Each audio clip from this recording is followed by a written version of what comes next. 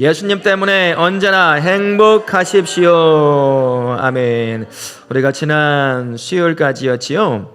세 가지를 배웠습니다. 다 뭐에 대한 것이었냐면 하나님의 말씀에 관한 이야기였죠. 세 가지 큰 단어들 기억나십니까? 첫 번째가 뭐였죠? 계시였죠. 그리고 영감이었습니다. 그리고 조명이었습니다. 성경이 우리가 신학교를 가게 되면 조직신학이라고 하는 것을 배우게 되는데요. 그게 이제 성경을 좀 더 잘 알 수 있도록 체계적으로 만들어 놓은 것인데, 그래서 시작을 할 때 가장 먼저 그거부터 시작을 할 때가 많다는 거예요. 그만큼 하나님을 알기 위해서는 성경을 벗어나서는 하나님을 알 수가 없다는 겁니다. 그래서 오늘 성경이 어떠한 것인지 하나님의 자신을 계시해 놓은 책인데, 그 하나님이 자신을 계시해 놓은 책을 통해서 우리가 어떤 하나님을 알 수 있느냐, 오늘부터는 바로 그 부분을 함께 나누기를 원합니다. 하나님을 아는 게 왜 중요할까요? 오늘 그 질문부터 시작을 합니다. 하나님을 아는 지식이 중요하다는 것이에요.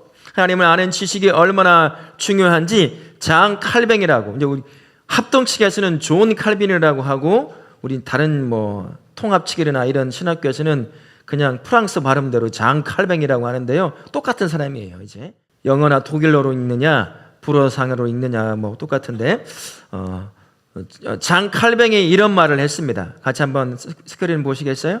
읽겠습니다. 시작. 우리가 하나님을 알게 되면 우리의 진정한 모습을 깨닫게 된다. 하나님을 아는 지식이 왜 중요하냐면 그 중에 하나가 하나님을 알게 되면 누구를 알기 시작하게 된다는 거죠?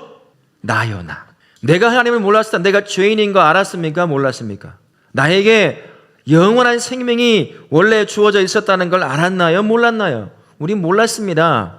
왜 우리가 죽어야 되는지, 그리고 어떻게 우리가 구원받는지 하나님을 알면 알수록 우리가 그것을 더 깊이 정확하게 알 수 있다는 겁니다. 그래서 하나님을 아는 지식이 그만큼 중요해요. 말 그대로 또 한 가지로는 하나님을 아는 지식, 그것이 중요합니다. 하나님을 알도록 우리가 창조가 되었기 때문입니다. 그것을 잊어버려서는 안 된다는 겁니다. 하나님을 알면 나를 알고, 말 그대로 하나님을 알고, 내가 하나님을 아는 내가 어떻게 살아야 할지, 어떤 삶이 하나님이 기뻐하시는 삶인지를 알 수가 있는 겁니다. 하나님이 기뻐하지 않는 삶을 구별해서 들어 물리고 하나님이 기뻐하시는 삶, 내 욕심을 쫓아서는 살고 싶지 않지만 그래도 그게 하나님이 요구하시는 삶이니까 순종하며 그 하나님이 기뻐하시는 삶을 선택하여 사는 거죠. 하나님을 알 때 그러한 일이 발생하는 것 아니겠습니까? 그래서 하나님을 아는 지식이 그만큼 중요하다라는 것입니다. 그러면 하나님을 아는 지식이 중요한 몇 가지 이유를 한 번 더 살펴보도록 하겠습니다. 첫 번째 한번 보여주세요. 같이 읽습니다. 시작. 하나님을 아는 것이 인생의 목적이기 때문입니다. 요한복음 17장 3절 말씀도 같이 한번 읽습니다. 영생은 곧 유일하신 참 하나님과 그가 보내신 자 예수 그리스도를 아는 것이니라. 하나님을 아는 것이 인생의 목적입니다. 왜요? 그 안에서 영생이 우리에게 주어지기 때문입니다. 예수를 아는 자, 예수를 믿는 자만이 영생을 얻을 수 있는 것 아니겠습니까? 그리고요, 우리가 하나님을 알아야 될 목적, 여러분 잘 아시는 거 하나가 있어요. 소율이 문답 제일 첫 번째 나오는 거죠. 우리의 창조된 목적이 뭐냐고 물어봤을 때 그에 대한 답을 뭐라고 말하던가요? 기억나시나요? 영원토록 그를 즐거워하는 것입니다. 하나님을 알아야 그분을 즐거워할 수 있는 거죠. 하나님이 아닌 다른 죽은 신들을 한번 보십시오. 이 땅에 우리나라에서만 볼까요? 저도 지금은 잘 보지는 안 하지만 절간에 가면 애지간한 절은 전부 다 입구가 하나씩 있었어요. 입구가 있고 또 절 안에 문을 열고 들어가면 여러 가지 형상들의 그림이라든지 이런 게 있었습니다. 절을 들어가기 위해 입구에 들어갈 때 그 입구에 그려져 있는 거 여러분 보셨어요? 뭐가 그려져 있던가요? 귀신같이 막 이빨이 삐죽하고 뿔나 있고 막 삼지창 같은 거 들고 있고, 왜 그런 줄? 그런 거거든요. 두려움에 떨게 만듭니다. 이방의 죽은 신들은 그렇게 자신 앞에 굴복시킬, 물론 죽었기에 가짜 신이기에 뭐 아무 문제도 없지만 그렇게 사람을 두렵고 떨게 만드는 거라는 거죠. 그러나 우리 하나님은 달라요. 우리 하나님은 하나님을 알수록 하나님을 즐거워하기를 원하신다는 겁니다. 그분이 나의 향해 어떠한 은혜를 베푸셨는지, 나와 어떻게 동행하시고 나를 어떻게 창조하시고 어떻게 사랑하시는지를 하나님을 알면 알수록 우리 하나님을 기뻐할 수가 있는 것 아니겠습니까? 그래서 하나님을 아는 첫 번째 목적이 바로 그를 즐거워하기 위함이다. 그리고 그를 통해서 오는 영원한 생명을 누리게 하기 위함이다 라는 것을 말씀하고 있는 거죠. 두 번째 보여주세요. 신앙 생활은 같이 읽습니다. 시작. 하나님을 아는 것에 비례하기 때문이다. 우리가 읽었던 호세아에 나오는 6장 6절 말씀인데요. 같이 한번 읽겠습니다. 시작. 나는 인애를 원하고 제사를 원하지 아니하며 번제보다 하나님을 아는 것을 원하노라. 지금의 말로 번역해서 말하면 뭘까요? 열심 있는 종교 생활, 열심 있는 섬김, 열심 있는 예배보다 그게 중요하지 않다는 얘기를 하는 게 아닙니다. 그것보다 무엇을 하는 걸 하나님이 원하신다고요? 자신을 아는 것. 그게 하나님이 요구하신다는 것입니다. 신앙생활이라고 하는 것은 하나님을 알면 알수록 그 신앙이 어떻게 될까요? 더 깊어지고 더 넓어지기 시작하는 것입니다. 더 성숙해지는 거죠. 신약시대로 와서 예수님을 빗대어서 말한다면 하나님을 알면 알수록 누구를 닮아가는 삶을 살게 되는 걸까요? 예수님을 닮아가는 거예요. 지난 3일간 여러분의 입은 예수님의 입이 되었나요? 내 입을 통해서 전해지는 말들이 예수님의 향기를 품는 말이었습니까? 어떤 말이었나요? 누군가를 상처 주고 누군가를 아픔을 긁어대고 그런 말을 했나요? 아니죠.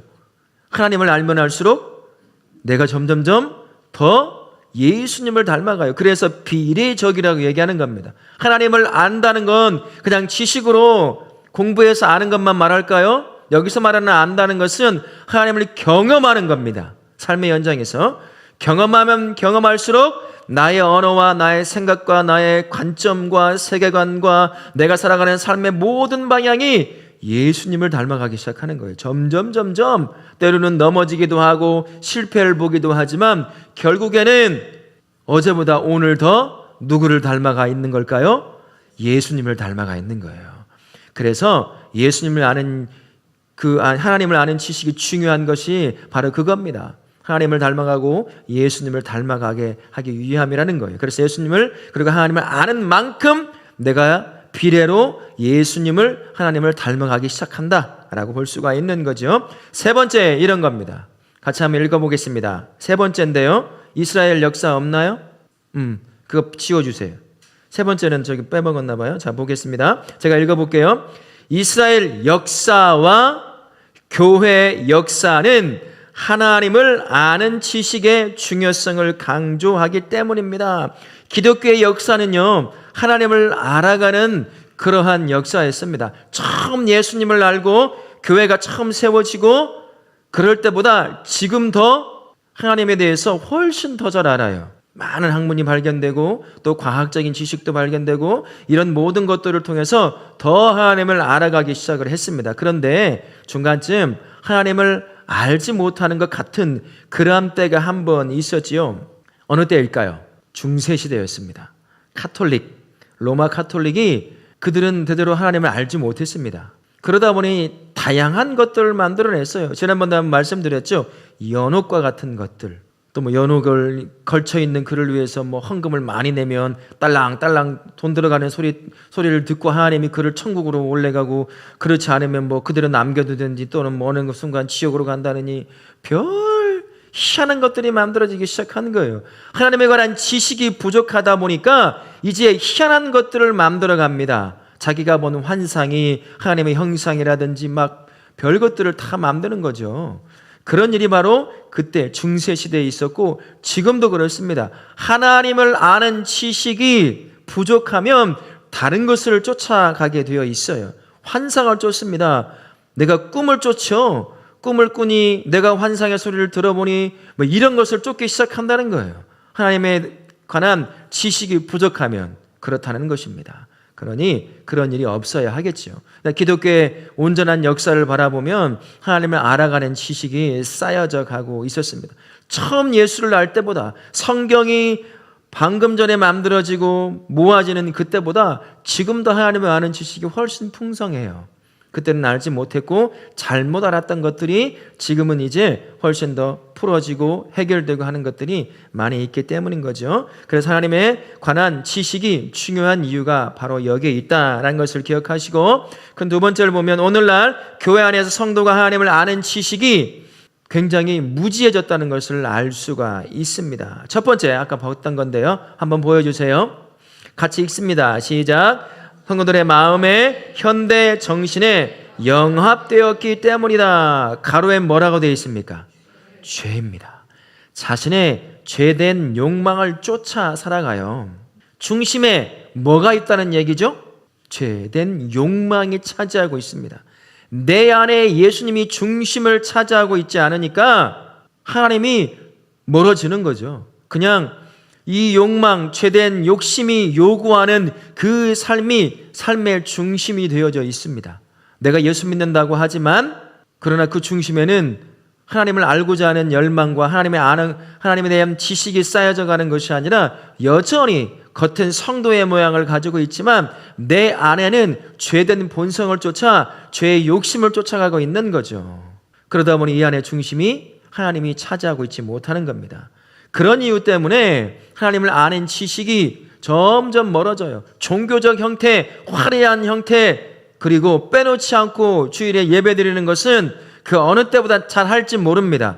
그러나 그 중심에 하나님에 관한 지식이 부족하니까 여전히 죄에 대한 욕망을 쫓아가는 그런 삶을 살게 된다는 거죠. 그게 현대인들의 참 많은 부분이라고 할 수가 있습니다. 예수 왜 믿습니까? 라고 말하면 답을 잘 못하기도 하고, 또 때로는 아유 잘 되려고요, 마음 편하려고요, 복 받으려고요.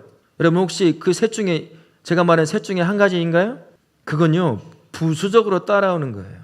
우리는 원래 누구를 알아가고 누구를 닮아가게 만들어졌습니까? 하나님을 알고 예수님을 알고 하나님을 알고 그분을 닮아가도록 우리가 만들어졌어요. 처음부터 죄가 있건 없건 상관없이요. 그게 우리였어요. 그런데 죄가 들어오면서 그걸 파괴해버린 거죠. 중심에 죄의 본성이 차지하기 시작하게 된 겁니다. 그러나 그것을 내려놓아야 하는 거죠. 우리는 하나님을 아는 일들에 열정을 다해서 힘을 내야 될 줄로 믿습니다. 그리고 왜 현대인들은 하나님에 관한 지식에 무지하나? 두 번째 한번 볼까요? 같이 읽습니다. 시작. 성도들의 마음이 현대의 회의주의로 혼란스럽기 때문입니다. 지금 더 그래요. 예전에는 이것이 조금 덜했던 것 같아 보입니다. 제가 처음 신앙생활을 했을 때와 지금의 분위기를 곰곰이 한번 생각을 해보면 굉장히 달라졌습니다. 진짜 분위기와 진짜 성도들도 많이 달라졌어요. 예수 믿는다고 하지만 참 그때와 모습이 많이 달라졌습니다. 근데 이 말은 오해하면 안 됩니다. 그때는 더 믿음이 좋았고 지금은 믿음이 안 좋다, 그렇지 않을 수도 있습니다. 그때는 거품이었을 수도 있어요. 열심을 다해서 막 교회 한 번 오면, 아침에 오면, 여러분 언제 간 줄 아세요? 밤 9시 저녁 예배까지 끝나고 집에도 안 가고, 그런 열정이 믿음을 대변한다고 생각을 했었거든요. 그럴 수도 있습니다만 그렇지 않을 수도 있어요. 그러면 정반대로 지금 예배를 드리고 제가 섬길 수 있는 작은 것 섬기고 그리고 가정을 나아가는 것, 그러면 그건 믿음이 없는 거냐? 그럴 수도 있고 아닐 수도 있습니다. 그러나 분위기는 확실히 달라졌어요. 목사로서 교회를 세워가는 일들에 참 어려움이 그런 부분입니다. 저도 그 세대거든요. 그 세대 끝물의 신앙생활을 시작을 했습니다. 그렇게 하는 것이 예수님을 잘 믿는 거라고 생각하고 배워오고 그렇게 살아왔어요. 그러다 보니까 그게 남아 있습니다. 그래서 지금도 그런 부분에 갈등이 있는 게 사실이에요. 섬길 부분들 좀 섬기고 참 그러면 좋겠는데, 또 때로는 저는 지금도 마찬가지, 제 아이들도 마찬가지인데 주일엔 그냥 교회 오고 예배 드리고 교회에서 놀고 또 예배 드리고 그렇게 봉사하다가 놀다가 그렇게 하루 마무리하는 것, 저는 그게 좋다고 생각을 해요. 그래서 아이들이 교회는 언제든 주일이면 무조건 교회 와서 실컷 뛰놀다가 예배 시간에 예배 드리고 또 끝나면 또 가서 실컷 놀다가 어둑어둑해지면 집에 가고 어차피 놀 거 아닙니까? 어디 가서 놀겠어요. 좀 큰 애들은 게임방을 가겠지요. 좀 작은 애들은 자전거 타고 돌아다니겠지요. 어차피 놀 거 교회 안에서 놀게 하고 예배 드리고 또 봉사할 아이들이 있으면 봉사도 하고 그렇게 해서 하는 것. 그게 규칙이다 뭐 이런 것은 아니지만 그렇게 조금 세워보려고 하는 게 제가 가지고 있는 생각입니다. 그러나 조금 힘들어요. 이런 부분에 있어서. 그러다 보니까 갈등이 조금씩 생겨요. 그게 옳다, 법칙이다, 성경이 가르친다 그런 건 없어요. 그러나 적어도 우리 아이들이 다른 곳에 마음 뺏기지 않게 만들어주는 게 우리가 먼저 믿고 있는 부모 세대에게 해줘야 될 일이 아닌가. 얼마나 마음 뺏길 곳이 많은지 모릅니다. 순식간에 다른 곳에 가 있어요. 이 자리에 앉아 있어도 머릿속에는 뭐가 들어가 있을까요? 딱 두 가지예요. 핸드폰과 게임밖에 없습니다. 어떻게 하면 하나님을 알까? 어떻게 하면 더 깊이 하나님을 경험할까? 그런 생각 없습니다. 그래서 저는 무조건 교회로 오게 해서 놀다가 예배 드리다가 또 그러다가 그렇게 집에 가게 만드는 게 더 낫겠다라는 생각을 가지고 있는데 지금은 그런 분위기는 아닙니다. 그러다 보니까 성도들 안에서도 이제 신이 있느냐 없느냐, 하나님이 있느냐 없느냐, 제가 여러분이 추천해 주지 않는 책이 바로 그러한 책 중에 하나거든요. 읽고 나서 제가 되게 찝찝한 책이 하나가 있었습니다. 신앙서적이긴 한데요. 사역자로 살다가 또는 막 정말 열심히 살다가 이제 교회를 안 나가. 여러 가지 이유가 있어요. 하나님이 안 계신 것 같아. 그 과거의 삶과 지금의 삶을 누군가 알고 비교한다면 깜짝 놀랄 결정을 하고 그렇게 떠나버린 사람들이 왜 교회를 떠났는가라고 하는 책들을 자기 나름대로의 인터뷰를 통해서 써놓은 책이 있어요. 그런 것들을 보면서 이제 우리 교회, 한국의 교회겠죠. 어쩌면 전 세계 교회인 건 마찬가지일 수 있습니다. 그런 분위기들이 만들어집니다. 하나님에 관한 회의가 일어나기 시작하는 거예요. 저는 그 원인 중에 하나도 이전에 우리가 신앙을 가르쳐 줄 때 조금 한쪽으로만 너무 치우친 것이 있지 않았나 하는 생각이 듭니다. 뭐냐면 하나님에 관한 지식을 알리는 일들에 더 하나님이 깊이 경험할 수 있고 알수록 알 수 있도록 인도해 가는 일들에 소홀했던 부분이 있었다는 겁니다. 정말 열심히만 섬기고 열심히 예배드리고 뭐 하면 그냥 겉으로 드러나는 그것만 잘하면 믿음 좋다고 생각했는데 여러분 그렇게 살다 보면 신앙에 위기가 옵니까 안 옵니까? 그 열심히 마치 풍선에서 바람이 빠지듯 싹 빠져나갈 때가 있어요. 바로 그때 그것을 잡아주는 게 뭐겠어요? 하나님의 아는 지식입니다. 근데 그게 부족한 거야. 그러니까 하나님이 없는 것처럼 여겨지기 시작하는 겁니다. 밖에 나가면 야 신이 어딨냐부터 해가지고 지금은 어떻습니까? 막 조금만 찾아보면 신이 없는 이유를 수십 가지 수만 가지 찾아볼 수가 있어요. 수많은 회의가 우리 안에 있다는 겁니다. 그러니 얼마나 신앙 지키기가 힘들겠어요. 그런 상황에 놓여 있다 보니까 하나님에 관한 지식이 우리 안에 부족함을 알 수가 있다는 거예요. 이것을 통해서 여러분 그런 것들보다 더 중요한 건 하나님이 어떠한 분인지 내 머리로 알고 가슴으로 알고 삶으로 경험하는 것이 가장 우선이라는 사실을 기억하실 수 있기를 바랍니다. 그렇다고 해서 야 목사님 말했으니까 나 봉사하던 거 한두 개 그만둬야 되겠구만. 하나님을 더 깊이 알려면 그게 아닙니다. 여러분 제가 다 알죠. 여러분 뭘 봉사하는지 옛날같이 안 하잖아요. 우리 성호사님 옛날같이 하셔요? 한 10분의 1쯤 하십니까? 그것도 못 하시는 것 같지요? 그래요. 그런 거 그러니까 쓸데없는 것에 희한하게 적용해가지고 빠져나가려고 하지 마세요. 제가 언젠가 자유 얘기했더니만 자유라고 하는 게 그거 아닙니까? 예배를 마지못해 무서워서 하나님의 벌 받을까 봐 드리는 그렇게 하지 말고 내가 하나님이 받고자 하시는 그 예배를 아니까 내 마음은 놀고 싶고 내 마음은 다른 곳에 가고 싶어도 내 자유의 의지를 통해서 예배하는 걸 선택하라라는 의미에서 자유 얘기를 했더니만 어떻게 적용하는 줄 아세요? 이번 주는 예배를 드릴지 가족과 놀러 갈지 둘 중에 뭘 선택할까? 목사님이 자유롭게 선택하라고 그랬으니 나 놀러 가는 걸 선택해야지. 희한하게 적용을 해요. 그게 아니라는 얘기입니다. 예배 드리는 사람들 중에요, 하나님이 벌 줄까봐, 예배 안 드리면 벌 줄까봐, 예배 안 드리면 마음이 찝찝하니까 마지못해 와 있는 분이 계시다는 거예요. 그렇게 하지 말고, 그게 본성이거든요. 사단이 예배 드리는 거 좋아하겠습니까? 우리가 어떻게 해서든지 불편하게 만들고 예배 못 드리게 만들려고 한다는 겁니다. 그걸 알면 이게 내 마음이구나. 그러나 하나님은 기뻐하시는 게 예배구나. 그러니 나는 드리고 싶지 않아도 내가 하나님을 예배하는 걸 내가 선택해야 되겠다. 그렇게 하라는 얘기예요. 방금 전에 얘기했던 것도 하나님을 더 깊이 하는 게 중요하니까 섬기는 거 별거 이건 그만둬도 별 문제 없겠네. 그렇게 적용하지 말라고 제가 말씀을 드리는 거예요. 가서 딴소리 하시면 안 됩니다. 아셨지요? 자, 다음 세 번째 같이 한번 볼까요? 세 번째 한번 보여주세요. 시작. 어려움을 당할 때 마음이 분노와 좌절로 뒤덮일 때 하나님을 아는 지식을 멀리하기 때문입니다. 감정의 문제입니다. 여러분, 기도를 열심히 했어요. 100일 작전기도, 30일 작전기도, 지난주처럼 특세까지 해가면서 금식도 한 끼씩 해가면서 열심히 기도했는데 하나님이 응답을 안 하는 것 같아요. 마음이 상해요, 안 상해요? 상하죠. 바로 그런 거예요. 내 감정에 따라서 하나님이 있고 없고, 사랑하고 사랑하지 않고, 함께하고 함께하지 않는 것, 그렇게 스스로 결정해 버린다는 거예요. 감정만 쫓아가다 보니까, 그래서 어느 날 설교를 듣고 은혜를 받아서 감정이 찬양하는데 내 마음을 그렇게 잘 표현해. 찬양이 이 슬프고 아픈 마음을 찬양하고 눈물 질질 흘리면 찬양이 그때는 은혜 받았어요, 어째요 해요. 그 다음 주일날 얼굴 보면 죽을 상을 쓰고 있어요. 하나님을 아는 지식을 붙잡고 살아가는 것이 아니라 이 안에서 올라갔다 왔다가 꺼졌다 켜졌다 하는 감정만 쫓아간다는 거죠. 그것이 신앙이고 그것이 은혜라고만 생각하고 살아가다 보니까 지식에 대해서는, 하나님을 아는 지식에 대해서는 무관심한 거예요.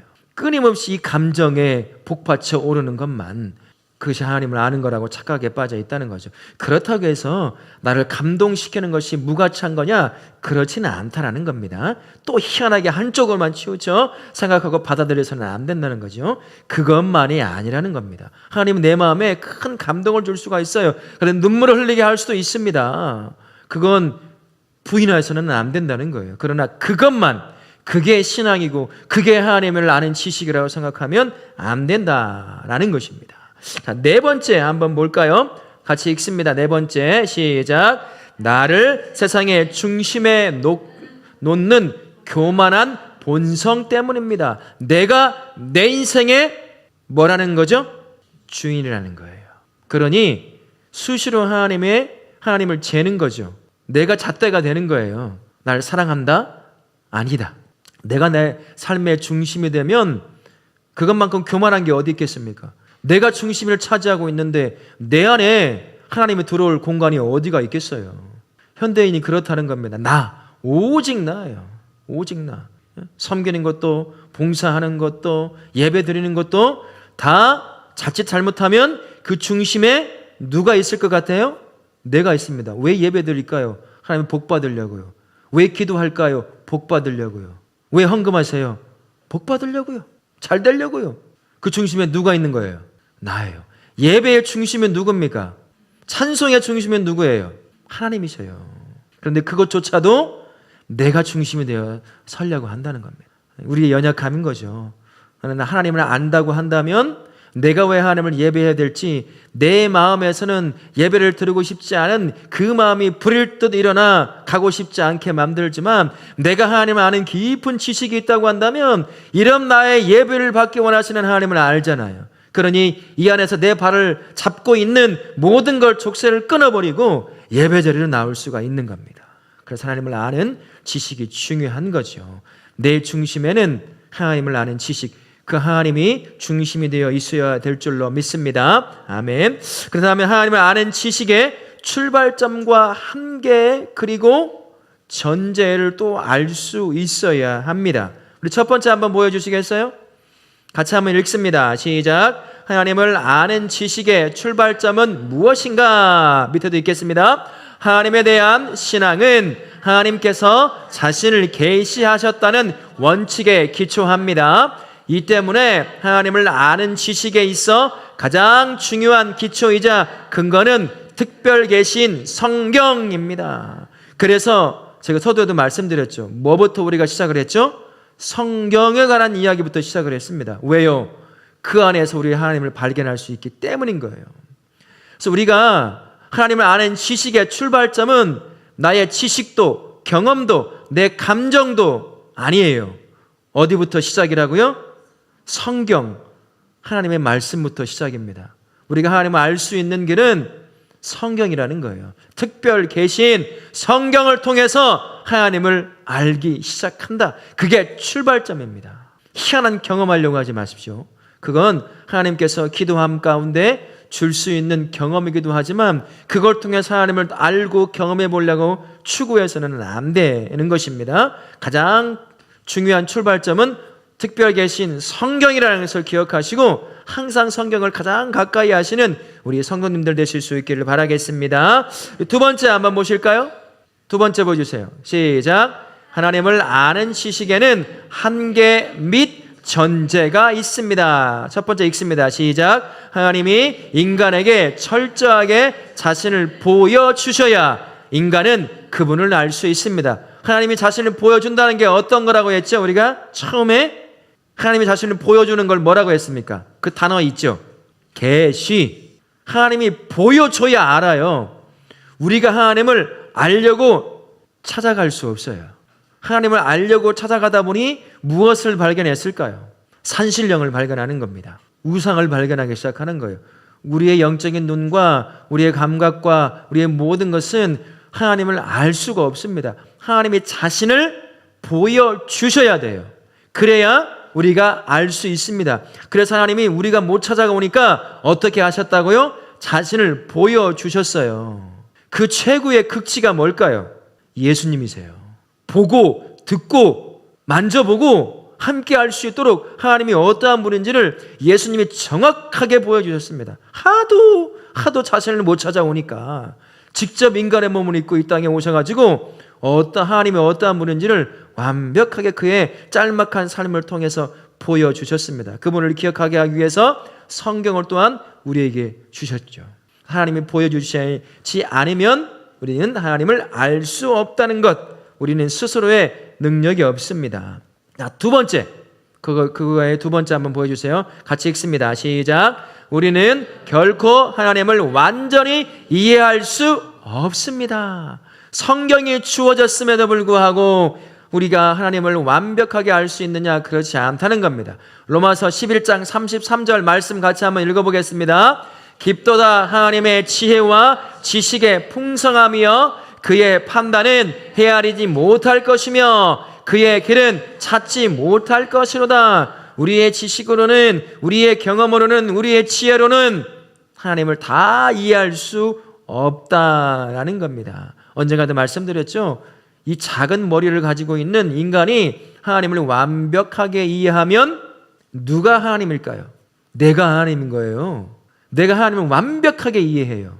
어디서 시작됐고 무슨 생각을 하고 계시고 그 다음에 뭘 할지, 그러면 그분은 신이 아니라 내가 신인 거예요. 하나님입니다. 우리는 그럴 능력이 없어요.